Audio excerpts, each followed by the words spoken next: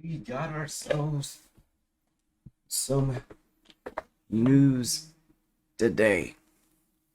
And no, it is not the fact that I am walking on frame with only a towel. It's like, blame the AC. That's all I can say. Anyways, what's going on, guys? Welcome back to the concession stand. More news regarding Wuthering. Yep. I know some people are probably getting tired of it, but the communication is a good thing. You've seen the amount of issues that this game has had to deal with and had to fix over this past like almost 2 weeks, and now they have decided to release a true in-depth official apology and an explanation of what they're going to be doing going forward. They start by saying, "Dear Rovers, since the official launch of Wuthering Waves, we have received a lot of valuable feedback and suggestions through social media and in-game surveys. We are genuinely grateful for your attention and support.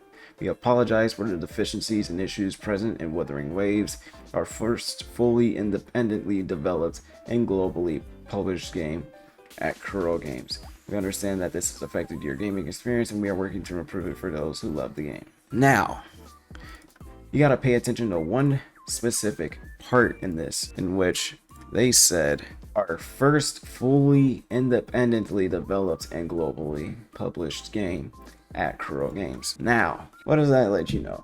First you want to think about what Kuro has also developed and published, which in that case is Punishing Great Raven, or PGR for short. Kuro is definitely the sole publisher, but that just shows that they at least had some help from a third-party source to at least get this game developed properly. And also, since that is a smaller scale game compared to Wuthering Waves, there's a lot less room for error for things that could have popped up and happened. Now, they said they're working on optimizations, but we already know they are. They said it a lot of times. They're working on optimizations for the current update and for future updates underway. And then they address most of the discussed and concerned issues in a very in-depth article that they just dropped. And then this paragraph is basically dang near a repeat of this. So we can ignore this. But first, Echo development feels grindy and there are inadequate energy materials, because there is a concern that the current Echo leveling experience feels too grindy and the game lacks a waveplate's storage system, because like you have to farm the overworld for quite a bit of time to get your databank level up, for one. For two, the base rate drop is 20%, which means basically you're gonna get one every 1 in 5 enemies, but sometimes that doesn't help with the amount you still will have to run around, especially if the Echo you get doesn't have the stats that you want for a specific character. And then about waveplate storage system, it's just a matter of they could have had this in the beginning of the game, especially seeing if, like, for example, Honkai Star Rail has it, and Star Rail has the exact same amount of energy, in which Star Rail is called Trailblaze, exact same Trailblaze amount, exact same region speed, but they have a reserve and Wuwa doesn't. So they will work on that, and it's in upcoming updates. But besides that, we have what they're going to be doing to ease how it feels to farm our Echoes. So first, this update, we're going to be getting a double yield event for Echoes called Cord Cleansing. And then in the next update, 1.1, they'll adjust the progression to reduce the shell credit costs of Echo development.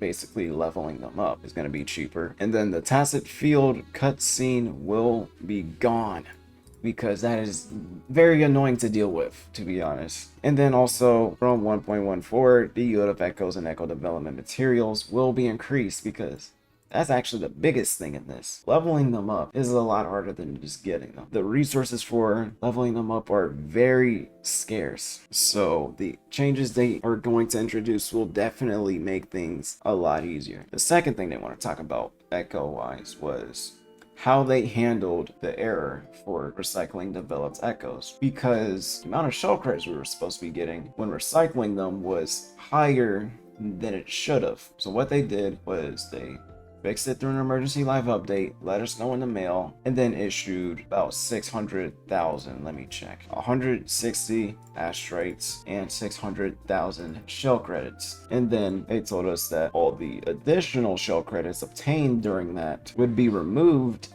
within 14 business days. And then extra compensations accordingly. But because they felt that they didn't announce it properly when it first appeared, they're deciding to give us even more shell credits to make up for it. In which the case was, they based that number off of the maximum amount of shell credits that could be unexpectedly yielded through this bug, and then rounded it up to the nearest whole number, giving us 1 million shell credits that we will be getting on June 10th. But to get that, you had to have at least unlocked the mailbox before 10 a.m. on May 30th at UTC plus 8, which is basically 10 p.m. May 29th. And not only that, to add on to the poor experience that they quoted as with how the ecosystem overall is, they're going to give us 20 crystal solvents, which that is quite a lot of wave plates that we're going to be getting. That's 1,200 in total if you use every one of them.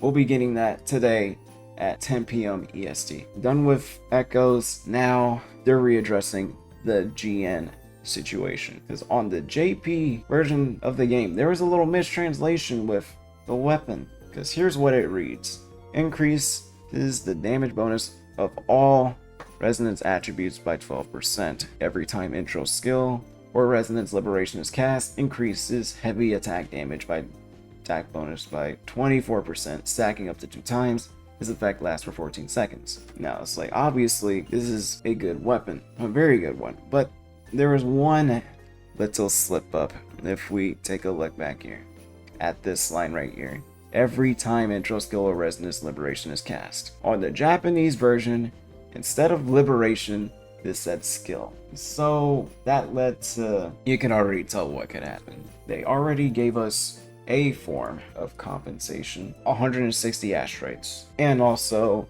there is a matter of a lot of mistranslations, and also overlapping text and missing text from just click and read cutscenes, where it were just like cut off at like a certain point in the screen, probably like right here, and then anything that was supposed to be under there just isn't there and gone. So to deal with that, plus the weapon mistranslation, we're going to be getting 5 porting tides, which can obviously be used on the limited weapon banner. All that means you're going to have an extra half a multi to work with when Yinlin drops, or if you're going to be pulling for Jinshi or Shangli. Number 3, version events. It seems like some people aren't really too happy about the duration and rewards of the Overdash Club event, which I haven't done it yet. Honestly, I need to get to it. So right now they're going to be redesigning the rules and reward schemes for the upcoming events in the immediate solutions. First would be a limited time special event called Wuthering Exploration, which will start on, well, 10 or 11 days from now. And then we'll be getting 800 asteroids, 2 elite class echoes to morph, and then couple extra resources. So that's another half a multi to work with. And then they want to design events better, and so just to make the overall game experience better. You already know what's going on with that. Main addressing number 4, the timeline, because this is a big change that's going on, because they have gotten quite a bit of feedback when it comes to storyline, localization, and various other aspects, in which we already know how that is, so I won't explain further. So what they're going to be doing is speeding up the rest of the update. So June 6th, 10 UTC plus 8. So basically June 5th, 10 p.m. EST, we will not only be getting Yinlin's companion story, we will also be getting her banner, and then also limited time challenge event, ally smelt, and then more spin-off events and features. So this kind of messes with some people's plans, even though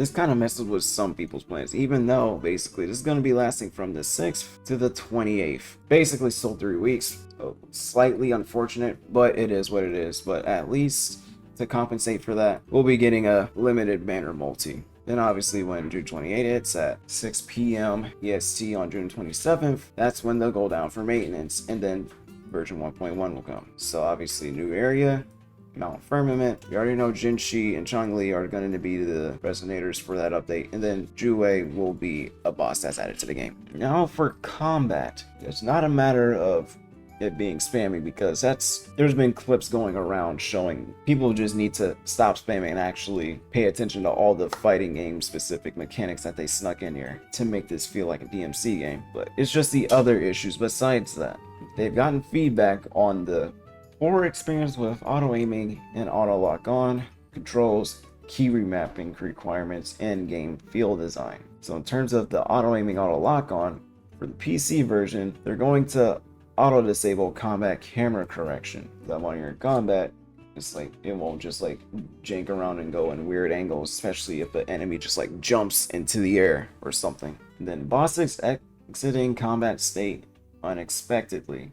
So for some reason, the Thundering Mephis, Crownless, Lampaluma Myriad, and Impermanence Heron are for some reason being a little finicky with their aggro ranges. So they're going to fix that, and then also introduce a disengagement warning feature, which probably just a little message popping up as like the boss is getting too far from the designated combat zone. And third, ghost touching on mobile. One reason that I'm currently glad I'm not on mobile, I haven't dealt with it, but I have dealt with it on other games, and ghost touching is very annoying and very detrimental. So they're gonna fix that, and then obviously further optimization for mobile controls as the usual. Then delayed availability of the custom key binding feature. So once 1.1 drops, you'll be able to just do that once you hit Union level 2. Won't even take you 5 minutes to get there. And then there's gonna be more key binding options for KBM and controller modes. And then to experience the controller mode, the open chat shortcut will be changed to open map, and then you'll eventually be able to invert the y-axis.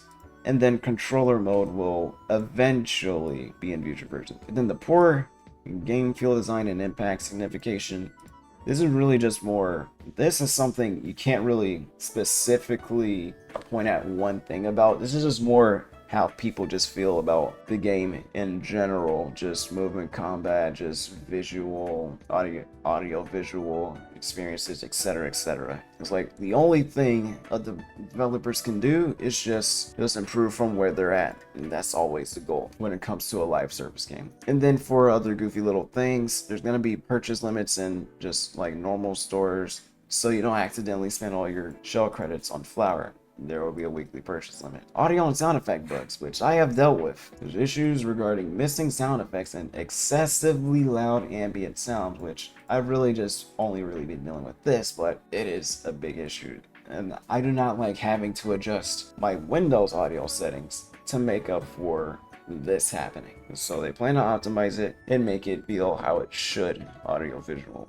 Crashes and instability, that just happens to a lot of games, so all they can do is just find the issue and fix it. And then the Depths of Elusive Realm, they're going to be making some updates to it in 1.1, adding new content, including more playable characters, new challenges, new mechanics, and new buffs. More playable characters, new buffs is like pretty obvious what that means, and also new mechanics. It's pretty self-explanatory. The new challenges, we can't specifically figure out what kind of challenges they will be adding, but they'll be there. Then they finish it off with just the usual corporate spill that they kind of have to say.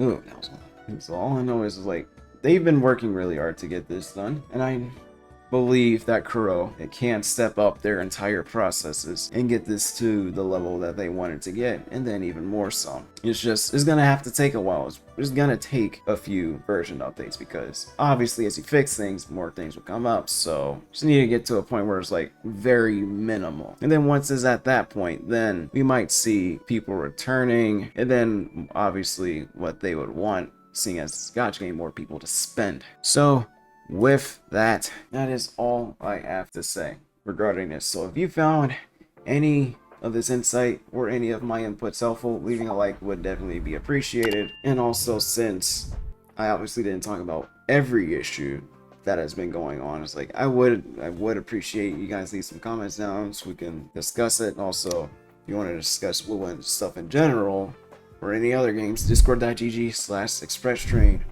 On the road to 2K members. It's still a pretty active server. Considering that, you'll find a lot of cool peeps to talk with. I'll be in there too. Other creators will be in there too you can interact with. And then also finally subscribing definitely does help. On the road to 500 subs. Helps, and even more further beyond. So with that, the concession stand is closed. I'll catch you on the next one. Peace out.